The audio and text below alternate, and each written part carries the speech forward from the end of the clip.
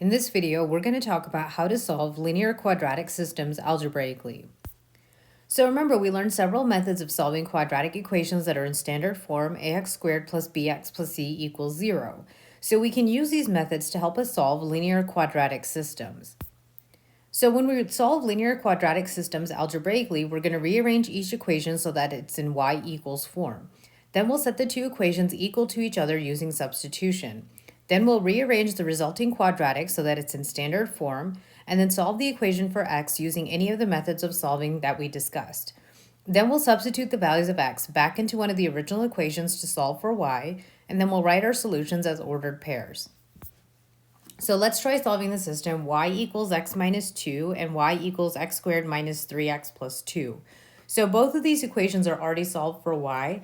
So we're going to go ahead and set the two equations equal to each other. So we can say that x squared minus 3x plus 2 equals x minus 2. So now we need to work on rearranging this so that it's in standard form.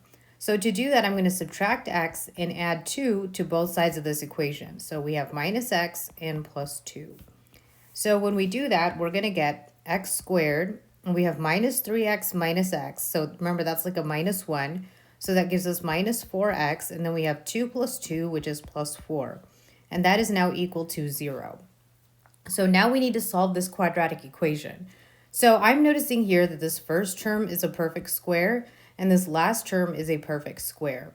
And if we say that a equals x and b equals 2, notice that that middle term does equal 2ab, right? Because that's going to be 2 times x times 2, which is equal to 4x.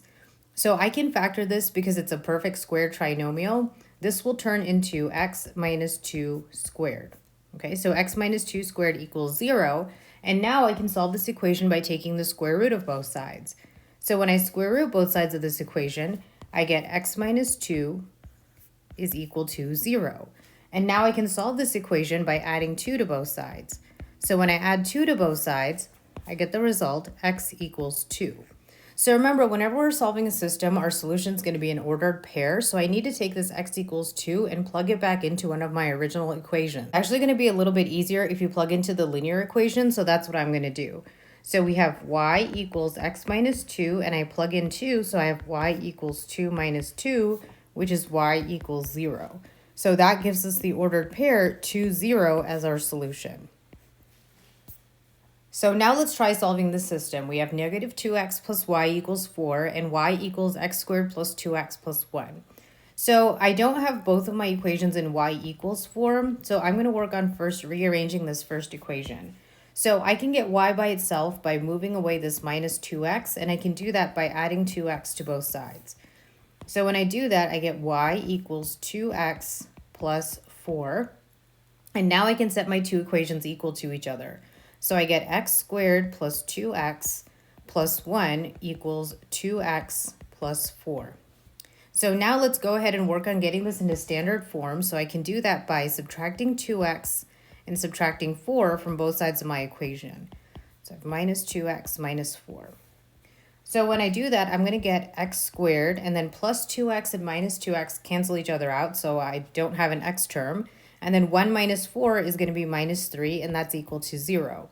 So now I need to solve this equation, x squared minus 3 equals 0. And this is one of those equations where I can isolate the square term, right? So I can solve by square roots, and I'm going to do that by adding 3 to both sides.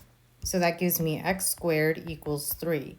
Well, when I have x squared equals 3, I can solve by square roots, and I can just take the square root of both sides. So remember, that's going to give me two solutions because I have a plus or minus. So I have x equals plus or minus the square root of 3. Now I need to take both of these solutions and plug it back into one of my equations. So I'm going to plug it into the linear equation. So that gives me negative 2 times the square root of 3 plus y equals 4. So I have negative 2 square root of 3 plus y equals 4. And I can solve that by adding 2 square root of 3 to both sides. So when I do that, it gives me y equals 4 plus 2 times the square root of 3. So now let's try plugging in the other solution. So we have negative 2 times negative square root of 3 plus y equals 4.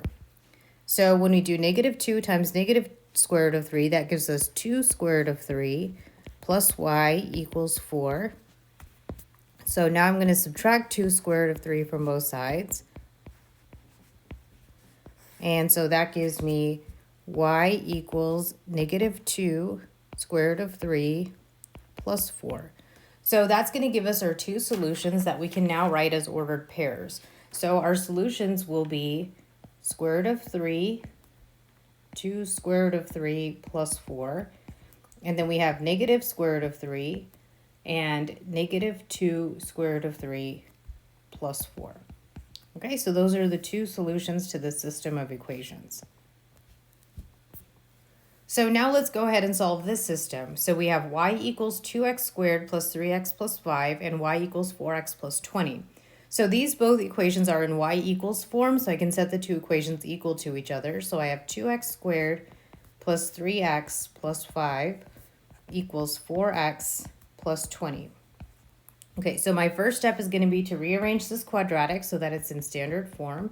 So I'm going to subtract 4x and 20 from both sides of my equation. And when I do that, I get 2x squared, 3x minus 4x, that's like minus 1x, and then 5 minus 20 is minus 15, and that's equal to 0. So now we need to solve this quadratic. I'm going to do that using the quadratic formula. So here's a, b, and c. So we have a equals 2, b equals negative 1, and c equals negative 15.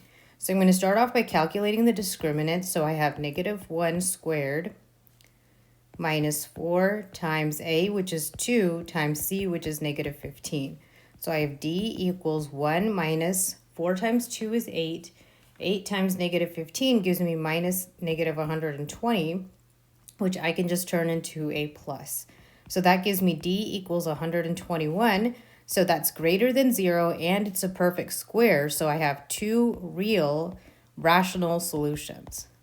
Okay, so now let's plug into the quadratic formula. So I have x equals negative b, so negative negative 1, plus or minus the square root of 121 over 2 times 2.